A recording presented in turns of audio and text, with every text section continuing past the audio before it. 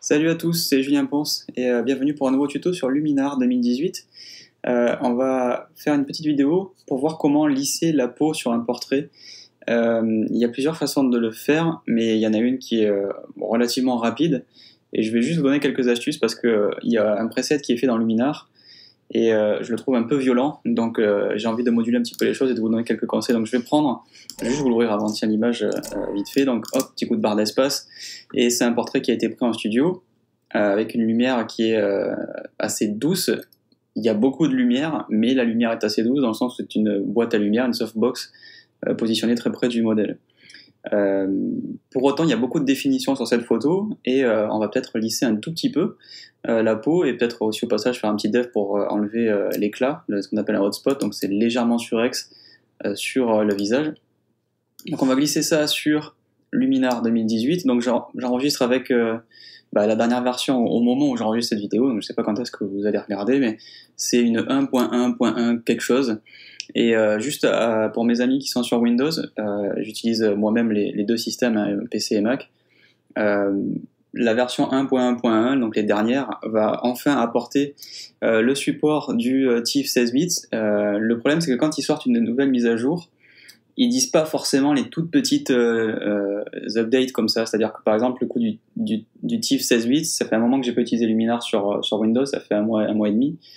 Je savais pas en fait qu'ils l'avaient rajouté, donc je sais que ça manquait parce que quand j'avais testé Luminar la première fois, ça y était pas, mais voilà. Donc quelqu'un a eu la gentillesse sur YouTube, peut-être qu'il se reconnaîtra, de me dire que ça y est, c'était apparu sur Windows. Donc voilà, désolé si des fois je manque des petits bouts, mais c'est vraiment pas facile parce qu'ils informent pas des petits ajouts comme ça. En tout cas, si vous êtes sur Mac, Luminar depuis le début a toutes les fonctions, y compris l'outil transformé qu'on utilise dans un autre tuto à moi sur YouTube et sur tuto.com.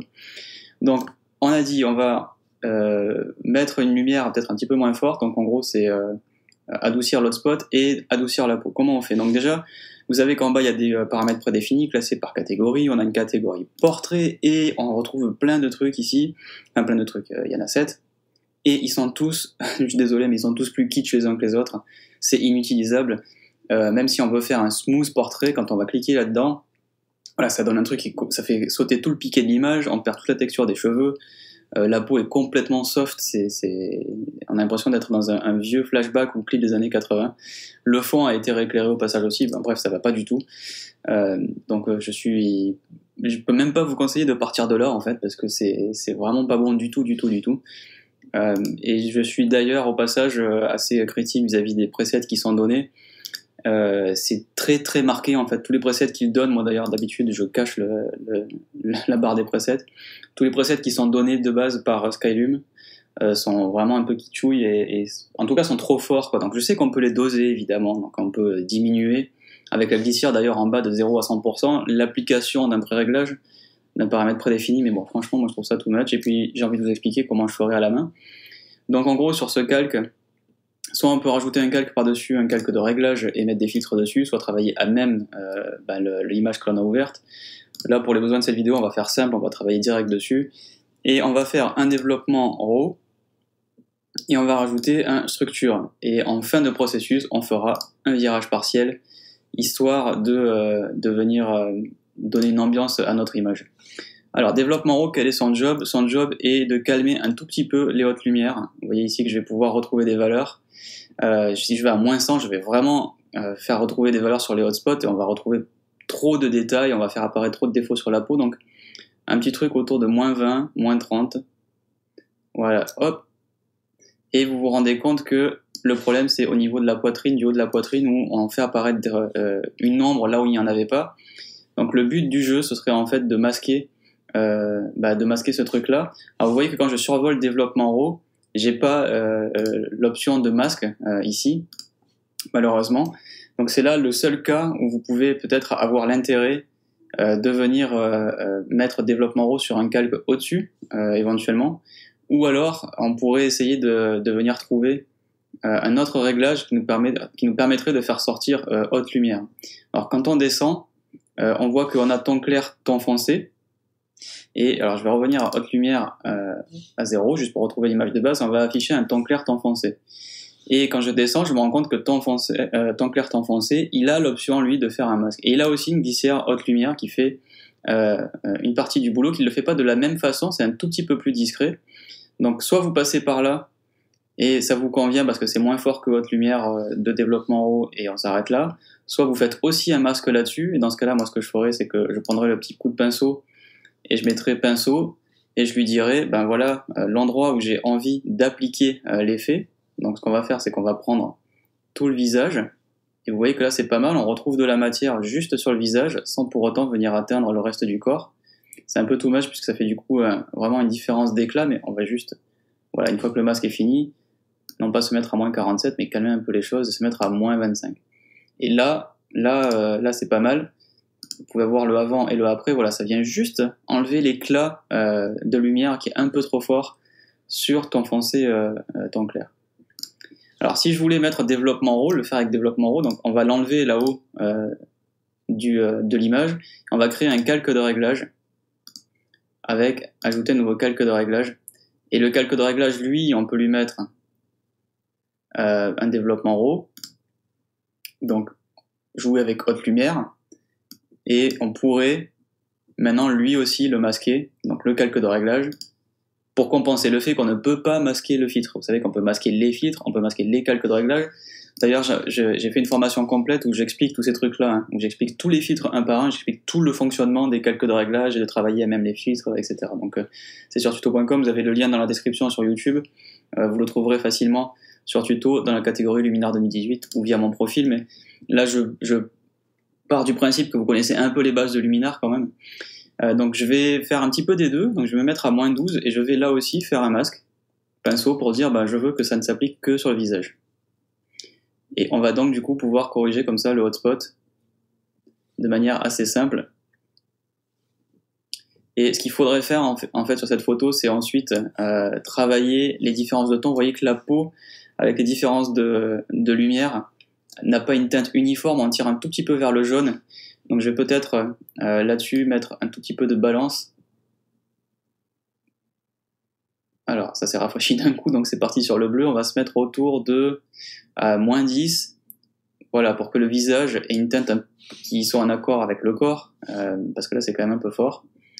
Et donc voilà, maintenant j'ai deux glissières pour pouvoir corriger un petit peu les tons, peut-être baisser un tout petit peu l'exposition globale et pas que les hautes lumières. Voilà, pour éviter que le visage ne ressorte trop du reste. Et encore que non. On va s'arrêter là, juste pour la lumière, ça semble déjà mieux de toute façon. Je vais revenir sur l'image d'origine. Est-ce que je peux faire un avant-après pour vous montrer éventuellement? Oui, on peut faire un avant-après. Voilà, vous voyez qu'on avait un éclat, on l'a un petit peu diminué, et en le diminuant, on a fait ressortir du orange, et donc du coup le visage sort un tout petit peu orange. Il faut faire attention aussi, voilà, là vous avez le avant-après. Voilà, il faut faire attention donc aux différences de teintes. Sur cette vidéo, je suis désolé, mais on va pas aller jusqu'au bout de la retouche, donc normalement ce que je ferai, c'est qu'ensuite je mettrai un calque de réglage et je ferai peut-être une balance des couleurs pour venir essayer de redoser tout ça. Sur une photo comme ça, il faudrait probablement peut-être ensuite aller dans Photoshop ou dans Affinity pour venir faire des masques avec des lassos, etc. Je suis pas sûr qu'on puisse vraiment s'en tirer complètement dans Luminar. Donc pour adoucir la peau, on a donc la structure que l'on a rajoutée, souvenez-vous au début. Et là, le but du jeu, c'est là aussi de diminuer la structure pour faire un lissage. Alors quand vous allez vraiment très fort à gauche, vous voyez que ça lisse absolument tout. Alors on va pas aller jusque là, on va se mettre vers moins 40, moins 50. Et là aussi, le but du jeu, c'est d'utiliser un masque. Pourquoi? Parce que là, on lisse tout en fait. On lisse les cheveux, on lisse la bouche, on lisse les yeux. Et évidemment, c'est pas bon. Nous, ce qu'on veut, c'est juste lisser le visage et ne pas venir altérer les endroits où on a besoin de détails. Donc maintenant, voilà, on voit que le masque s'est affiché. On peut aller dans masque et on pourrait éventuellement le copier pour le mettre sur un autre filtre si vous avez besoin de reprendre exactement le même masque. Là, à chaque fois je l'ai redessiné quand j'ai fait des différents, pour ton foncé, ton clair à chaque fois, mais j'aurais pu prendre toujours le même si j'avais voulu vraiment en faire un super précis. Sachez que c'est là-dedans, masque, on va dans copier et on peut le coller ailleurs. Donc maintenant voilà, si je dose ma structure, on voit que je vais ne lisser que le visage. Regardez dans le sens inverse, on peut accentuer les détails, voilà, donc c'est bien là que ça marche. Donc on va peut-être mettre autour de moins 60. et on aura lissé la peau. On va peut-être prendre dans le masque le bas du cou ici, pour venir lisser un tout petit peu, mais le reste on va peut-être pas forcément y aller. Et on va cliquer sur terminer. Et là, vous voyez que on a corrigé le hotspot et lissé la lumière sur l'ensemble du visage. Donc on a déjà quelque chose d'un petit peu plus uniforme. On a toujours un hotspot qui serait à corriger sur le corps, mais le fait qu'il y ait une lueur, enfin que l'image soit très claire, ça me gêne pas. Par contre, c'est vrai que sur le fond, ça fait pas mal de... le fond est pas complètement noir. On va voir si on peut pas, dans ton foncé, ton clair, on va essayer d'en mettre un autre, parce que celui-là, il a un masque sur le visage. Donc si je règle les ombres, ça va pas faire grand-chose. Donc en bas, on va descendre dans ton foncé, ton clair, et on va dire aux ombres, voilà, de ce foncé. Voilà, tout de suite ça va mieux, d'ailleurs ça fait mieux marcher le fait que le modèle prenne bien la lumière, et ça recrée du contraste, donc l'image est vraiment beaucoup mieux comme ça. Vous voyez, le fond n'était pas complètement noir. Ça fait ressortir ses yeux, sa bouche, et juste les détails de texture de peau qui sont nécessaires évidemment, mais pas les détails au niveau du dessous des yeux, qui parasitent un petit peu le bas des yeux. Donc là on a déjà fait l'essentiel du job, hein, c'est évident. Et juste pour finition, ce qu'on va faire, c'est donc faire un virage partiel. Donc le but, je vais teinter les ombres, enfin les hautes lumières différemment des ombres. Donc sur cette photo, j'aime bien avoir un ton clair assez proche d'un ton de peau, donc une sorte d'orange ocre, et des ombres qui sont bleues. En gros, ça fait orange et bleu, hein, c'est des teintes assez cinématographiques, vous avez déjà vu, qu'on voit souvent dans les films, et parce que forcément, ce sont des couleurs complémentaires, donc ça marche bien. Regardez maintenant cette image, d'où elle vient. Voilà, le fond est corrigé, les détails ont été lissés, et on a corrigé le hotspot sur la peau. Peut-être un peu trop, c'est un peu trop lisse, donc je vais peut-être enlever un tout petit peu de structure. Voilà, je suis à moins 62, on va peut-être se mettre à moins 35, et on a fait notre photo. Ça mériterait en fait maintenant, comme je vous l'ai dit, peut-être un travail un peu plus poussé, peut-être dans un logiciel vraiment de trucage, ou de photo editing, donc vraiment Photoshop ou Affinity, plus qu'un logiciel de développement, mais la base est déjà très bonne, on pourrait publier cette image. Vous voyez que, évidemment, la source était très belle, c'est une photo qui a été prise par Tiziana Anesi, au studio d'ArtFX, et on a juste corrigé les plus gros problèmes, n'étaient pas des gros problèmes, mais en tout cas les plus apparents. Et maintenant, on pourrait vraiment rentrer dans le détail pour faire une retouche magazine, corriger les petites traces qui étaient là, puisque évidemment elle avait des bretelles juste avant, parce qu'elle changeait de tenue. Aussi parce qu'il fait chaud, donc en fonction de là où elle est positionnée par rapport à la lumière, il y a une partie du corps qui va peut-être rougir un peu plus. Enfin voilà, il y a des petites choses qu'on pourrait corriger encore, mais en tout cas dans Luminar, lisser la peau, c'est comme ça que je le ferai. Et j'espère que vous trouvez qu'on est quand même loin du preset que l'on avait de base, qui avait vraiment fait sortir un truc complètement flou, qui rééclairait le fond, qui rendait le fond complètement marron. Enfin, c'était vraiment pas ça du tout. Donc vous avez la bonne méthode, c'est structure avec un masque. Pensez avant de faire ça à corriger un peu les problèmes de lumière, parce qu'en corrigeant les problèmes de lumière, souvent au passage vous corrigez la peau elle-même. Donc avant de faire de la structure, mettez la lumière que vous allez, corrigez la lumière et essayez d'obtenir la lumière que vous souhaitez avoir à la fin dans cette photo. C'est vraiment le premier truc, doser sa lumière sur la photo le mieux possible. Et ensuite on fait des corrections. Ça m'est arrivé de voir des gens faire des retouches, de corriger plein de trucs sur le visage et ensuite de faire des retouches de lumière, au point que leur correction n'était même plus visible.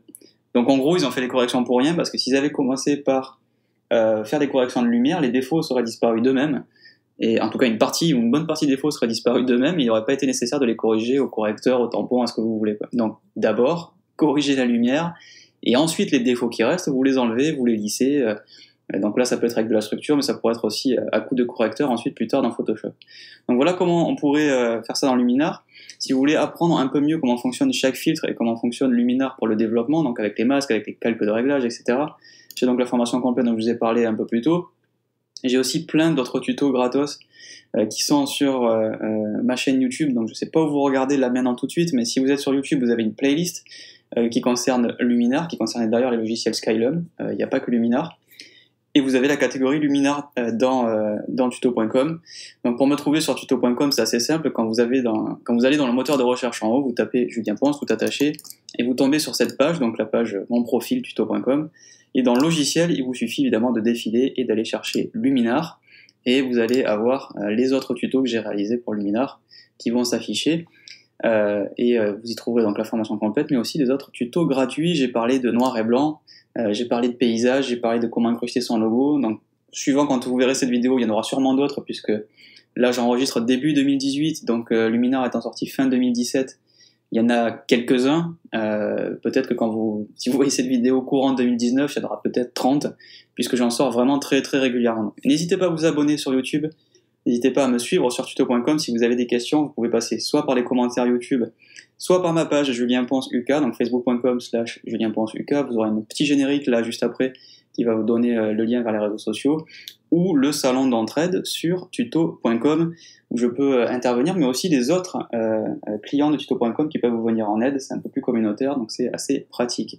En tout cas, merci beaucoup pour m'avoir suivi. Je vous donne rendez-vous très bientôt pour un nouveau tuto sur Luminar 2018. Salut!